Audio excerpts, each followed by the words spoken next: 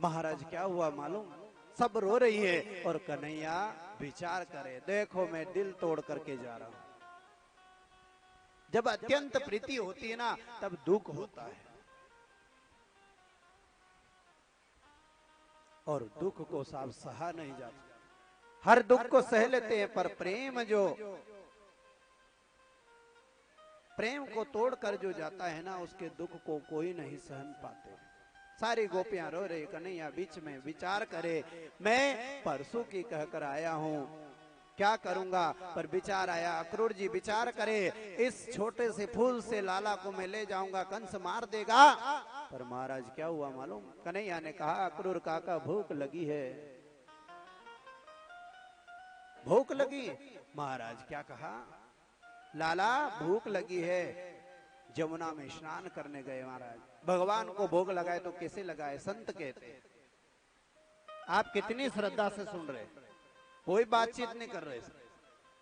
भगवान की कथा में यदि अपन बातचीत करें नहीं तो अच्छी बात तो बिल्कुल भी नहीं है, शास्त्र से भी विरुद्ध है। ईश्वर की कथा में अपन बातचीत करें तो अच्छी बात तो बिल्कुल ही नहीं है। विचार करते हुए अक्रूर जी कह रहे हैं, ये छोटा सा लाला भोजन की पूछ रहा है, पर भगवान को भोजन लगाए कराए तो कैसे कराए मालूम, स्वच्छता से। अपने घर भगवान को भोग लगाना है तो अपन घर को लीपते हैं, चूल्हा चौका सब लीप धो करके बढ़िया चकाचक करके भोग लगाए, भगवान ठाकुर को भोजन कराए। तो आज अक्रूर जी स्नान करने जैसे ही जमुना में खुदे महाराज, अंदर देखे तो कृष्ण बलराम, बाहर निकले तो कृष्ण बलराम। अंत तो गतवा भगवान ने चतुर्भुज रूप धारण करके बताया, कंस क्या कंस जैसे हजारों को मार सकते। बोले बाल कृष्ण लाल की। अक्रूर जी प्रसन्न हो गए, ले गए महाराज। इधर पहुंचते ही बराबर कन्हैया के साथ छोटे छोटे ग्वाल बाल, सब ग्वाल बाल पहुंचे। विचार करे, कन्हैया तू तो सज धज के आयो, हमारे को सजना धजना नहीं आया, कुछ अच्छे नए कपड़े मिल जाए तो आनंद मिल जाए। महाराज वही हुआ, सब गए धोबी के पास, जाकर कहा, कन्हैया ने मामा जी राम राम। सब मामा जी के गांव में जितने भी रहते हैं सब मामा जी, अपना मामा जी का गांव में जो भी दिखे नहीं, मामा जी का गांव का सब मामा जी था। तो धोबी से कन्हैया ने जाकर क्या कहा, मामा जी राम राम। धोबी ने कहा, काय का मामा जी, कंस तेरे को मारने के लिए बुलाया है। कंस ने जो कंस करेगा वो मैं अभी हाल कर देता हूं। ले धमोकड़ा आया महाराज, एक बलराम जी ने मारी, एक कन्हैया ने मारी।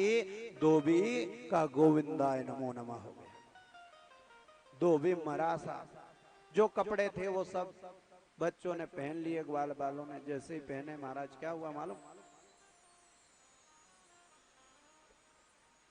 ग्वाल बालों ने सब कपड़े पहन लिए तो सड़क साफ होती जाए। अब जब सड़क साफ होए महाराज तो फिर क्या होए मालूम, सड़क साफ हुई तो क्या हो मालूम, दर्जी के पास गए, सबके कपड़े सिल दिए बढ़िया प्रेम से।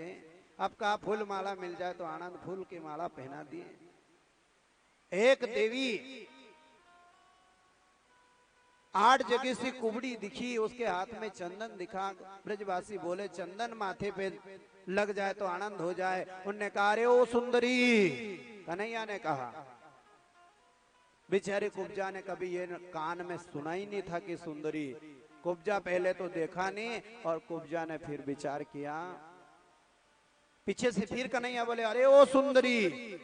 पलट कर देखा, क्या कन्हैया, अरे तुम सुंदरी हो, चंदन लगा दो हमारे सबके माथे पर। सबके लगाया। अंत तो गतवा कुब्जा के चरणों में जो अंगूठे थे, अंगूठे के ऊपर कन्हैया ने अंगूठे धरे, और जैसे धरे हाथ ऐसे हाथ लगाया, पीछे से मनसुका बोला, अरे कन्हैया तू भी टेढ़ो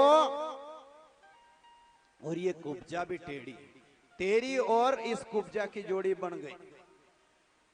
अब महाराज कन्हैया के इतने में बलराम जी के पीछे से कन्हैया ये वृंदावन नाई जो चाहे जो लीला करे, कन्हैया ने ऐसे उठाया, सर्वांग सुंदर बन गई कुब्जा। बोलिए वृंदावन बिहारी लाल की जय। और कुब्जा पर ऐसा चमत्कार किया, सब लोग छत पर चढ़े, सब पुष्प की बारिश करे और सुंदर भाव महाराज। जैसे ही नगर में पहुंचे, इधर कंस तैयारी करके बैठा है, कृष्ण बलराम आए, उनको मैं दंड दूं मार दूं ऐसी भावना बनाई। एक हाथी खड़ा कर दिया, हाथी की पूंछ पकड़कर फेंक दिया और दोनों हाथी की दांत तोड़ दी। एक एक हाथ में लेकर जैसे ही पहुंचे अंदर, जैसे पहुंचे महाराज, और पहुंचते ही बराबर क्या हुआ मालूम? धनुष पड़ा था, धनुष को उठाया, तोड़ दिया। एक कृष्ण ने ले लिया, एक बलराम ने ले लिया। और जैसे ही देखा महाराज, सब वहां देखने वाले, सबकी भावना अलग अलग। भगवान एक पर स्वरूप अनेक। जो जिस भावना से भगवान को याद करे उसी रूप में तो दिखे। संत कहते हैं माताएं बैठी उनको कन्हैया पुत्र के रूप में दिख रहे। कोई बड़े बड़े पहलवान है तो पहलवानों को कन्हैया किस रूप में दिख रहे मालूम? पहलवान के रूप में। और कोई कोई मुष्टिक और चाणूर को काल के रूप में, और कंस को तो स्वयं काल रूप में दिख रहे हैं। आज क्या हुआ मालूम? सबकी अलग अलग भावना। और संत तुलसीदास जी रामायण में क्या कहते हैं? जाकी रही भावना जैसी, जाकी रही भावना जैसी, प्रभु मुहूर्त दे दिन तैसी, प्रभु मुहूर्त जाकी रही भावना जैसी, जाकी रही भावना जैसी, प्रभु मुहूर्त दे दिन तैसी, प्रभु मुहूर्त कृष्णचंद्र भगवान के। तो सबको अलग अलग रूप में देख रहे। कंस को तो कन्हैया काल रूप में दिखे। क्या रूप में? काल रूप में। मुष्टिक आया दौड़कर, बलराम जी ने एक मुष्टिका का प्रहार किया तो मुष्टिक मर गया। चाणूर आया, चाणूर को एक धक्का मारा, एक लात मारी, चाणूर मर गया। अंत तो गतवा महाराज। ऊंचे सिंहासन पर कौन बैठा? कंस बैठा है। कन्हैया दौड़े, पहुंच गए और सिंहासन पर चढ़ करके केस पकड़े महाराज। केस ने बाल पकड़कर घसीट कर नीचे फेंक दिया। धड़ाम से नीचे गिरा महाराज। जैसे ही नीचे गिरा, कन्हैया उसकी छाती पर चढ़ गए और छाती पर चढ़कर ऐसे मुक्का बनाया और एक छाती में मारा तो गोविंदाय नमो नमः। बोले कंस मर्दन भगवान की, श्री कृष्णचंद्र भगवान की। शंख की ध्वनि हुई महाराज। देवताओं ने सुमन की वृष्टि करी। प्रेम से सुमन की वृष्टि हुई। कंस मर गया और कंस मरा, सब जय जयकार लगाई और कहते जय हो कन्हैया लाल की, जिनकी कृपा से कंस मर गया। बोली बाल कृष्ण लाल की जय। साहब ये कंस मारा नहीं जजमान ने, एक ही में मार दिया साहब, एक में मार दिया नहीं। अब ये नारियल जो बचा नहीं, इसको कोई खाएगा नहीं, है ना? कोई नहीं खाएगा। इसको अपने कांकड़ से बाहर फेंक दे। ये कंस कौन है साहब? बुराई तो है, बुराई कोई लेना पसंद नहीं करता, है ना? बुराई मरा, अस्थि प्राप्ति अपने पिता के घर चली गई जरासंध के पास।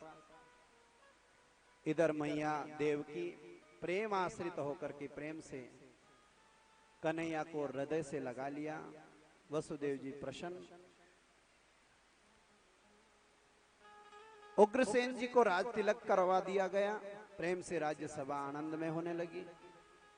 इधर कन्हैया छोटे से, अब मैया को भावना हुई कि अपना छोरा जब तक पढ़े लिखे को नहीं तो आनंद नहीं मिले। साहब कोरोना काल में 2 साल बच्चों को निकल गए, आप सब जानते हैं। बच्चों को तो दिवाली हो गई सर, मन चाह काम करते हैं, मस्ती करे, खेले कूदे, अपन कुछ नहीं कह सकते क्योंकि कोरोना काल में साहब पढ़ना लिखना बंद और ऐसे ही चला तो बच्चे बिगड़ जाएंगे। तो क्या हुआ मालूम, माता रोहिणी, माता देवकी और वसुदेव जी को चिंता हुई, अपना बच्चा पढ़ेगा लिखेगा नहीं तो आगे कैसे बढ़ेगा। इसलिए क्या कहते हैं, वो माता पिता शत्रु बेरी के समान माने जाते जो अपने बच्चों को नहीं पढ़ाए। माता शत्रु पिता बेरी, ये न बालो न पाठिता, ना शोभते सभा मध्ये, हंस मध्ये बको यथा। बच्चे को पढ़ाएंगे लिखाएंगे नहीं तो वो बच्चा बिगड़ जाएगा, और बच्चा बिगड़ गया तो समझ लो अपना सब कुछ बिगड़ गया। बच्चा बचपन में बिगड़ा, जवानी में ज्यादा बिगड़ेगा तो अपना बुढ़ापा ऐसे ही बिगड़ जाएगा। इसलिए बच्चों पर विशेष ध्यान दें, बच्चों को पढ़ाएं। माता देवकी ने विचार करा कि अपने बच्चों को पढ़ाएं, इसलिए उनको कहां भेजा, उज्जैन। उज्जैन में सांदीपनि मुनि आश्रम में भेजा। वहां सांदीपनि मुनि जी प्रेम से पढ़ाने लगे कन्हैया। और महाराज उन्हीं सांदीपनि जी मुनि जी के वंशज है आनंद शंकर व्यास जी, जिनके आश्रम में हमें भी पढ़ने का मौका मिला। श्री मुरली मनोहर शास्त्री जी और आनंद शंकर व्यास जी दोनों के चरणों में मैं व्यासपीठ से प्रणाम करता हूं। यथा नाम तथा गुण सुदामा, ऐसा विचार जिसके शुद्ध ही विचार हो, भगवान के प्रति समर्पण हो। एक दिन जंगल में समिधा बिनने गए, महाराज चने दिए मां ने। वो चने कौन सी थी मालूम, एक ब्राह्मण के घर एक चोर गया, उसे कुछ नहीं मिला, थोड़े से चने मिले, इतने वो उठा कर लाया। ब्राह्मणी ने जल लिया और श्राप दिया, जो चने खाएगा वो जिंदगी भर दरिद्रता की भेंट चढ़ जाएगा। पुटली छुट गई, चने आदि बिखर गए, थोड़े बच्चे आश्रम में फेंक दिए। वही गुरु माता को मिले थे, वही चने आज सुदामा को दिए। घनघोर बारिश होने लगी, बादल गड़गड़ाने लगे, बिजलियां चमके, ब्राह्मण का बालक डरने लगा। विचार करे चने खा लूं क्या, ठिठुरने लगा। एक तो विचार करे कि अपन भगवान से छुप करके कोई चीज ना खाए। दूसरा विचार आया, परमात्मा यदि ये चने खा लेंगे तो संसार गरीब हो जाएगा, दरिद्रता हो जाएगा। इसलिए जो चने थे स्वयं सुदामा ने खा लिए। और जो लकड़ियों का गट्ठा लेकर आए थे, आज साहब वहां उस गांव में जोर से कन्हैया ने क्या कहा, अरे ओ नारायण, ओ नारायण। इसलिए उस नगर का नाम हो गया नारायणा। विश्व प्रसिद्ध मंदिर है साहब नारायणा। आप में से कोई गए होंगे तो देखा होगा। दामोदर कुंड है, सुंदर कुंड। आज भी समिधा जो बीण कर लाए थे वो चल रही है सब, और वो समिधाएं चल रही है। बड़ा सुंदर मंदिर है आज भी कृष्ण सुदामा का। नारायणा धाम बन गया साहब आज का धाम। ऐसे नारायणा धाम में कृष्ण बलराम, सुदामा और कृष्ण का सुंदर मंदिर। बलराम जी तो घर रह गए थे, दौड़े गए। कृष्ण ने मैया से कहा, मैया भूख लगी। मैया ने कहा चने दिए थे। सुदामा कहने लगे, मैया वो मैं खा गया, ब्राह्मण का लड़का, भूख लगी जोर से। मैया ने भोजन कराया कन्हैया को। अल्पकाल में विद्या प्राप्त करने के बाद अपने घर की ओर जाने लगे महाराज। आज क्या किया मालूम? घर जाने लगे, मैया रोने लगी। गुरु माता विचार करे, बेटा अरे ओ लाला, तू था तो मेरा बेटा याद नहीं आता था। कन्हैया ने कहा तेरा बेटा? हाँ। कन्हैया बलराम दोनों गए समुद्र में। शंख 5 जन्य शंख मिला, उसमें शंख चूर्ण मिला, उसको मार करके महाराज यमराज के पास पहुंचे। वहां से गुरुपुत्र को लाकर गुरुजी को अर्पण किया। चल दिए कन्हैया और बलराम। जैसे आए एक दिन मैया देवकी ने कन्हैया के ताई सुंदर माखन रखा। कटोरी में माखन देखकर कन्हैया रो पड़े। मैया यशोदा की याद आ गई। जैसे याद आई मैया यशोदा की, टप टप आंसू गिरने लगे मेरे कन्हैया के। और आंसू गिरते गिरते महाराज देख लिया माता देवकी ने। जन्म देने वाली मां है, पर महाराज पालन पोषण करने वाली यशोदा है।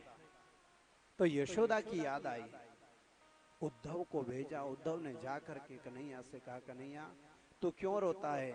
कन्हैया कहते हैं मुझे याद आ रही है। किनकी? मां यशोदा की।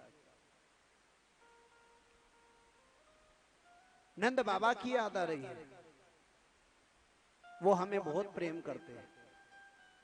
अच्छा, प्रेम करते हैं? हाँ महाराज। उद्धव कहते ज्ञान से ऊंचा कोई नहीं। ज्ञान से परमात्मा को ध्यान से याद कर लो। कन्हैया ने क्या कहा? जा करके गोपियों को समझा कर आ जाओ उद्धव, तो समझ जाऊंगा कि ज्ञान बड़ा कि प्रेम। गए। उद्धव को एक काली कमली उड़ा दी, मुकुट धारण करा दिया। और जैसे गए उद्धव ने क्या देखा? एक सदस्य से पूछा, क्यों नंद जी का महल कौन सा है? कहा जहां से पानी आ रहा है ना, ये पानी नहीं, ये आंसू है। 9 लाख गायों के आंसू, गोपियों के आंसू, नंद रानी के आंसू, नंद बाबा के आंसू, मित्रों के आंसू है। ये नाली जहां खत्म हो जाए वही नंद जी का महल है। पहुंचे, देखा नंद रानी यशोदा देख कर दौड़ी, अंक में भर लिया महाराज। रोने लगी, कहने लगी कन्हैया इतने दिन तक नहीं आया। आज महाराज भाव बन गया। जब मुख की ओर देखा तो उद्धव कहे कन्हैया कहाँ है? कन्हैया?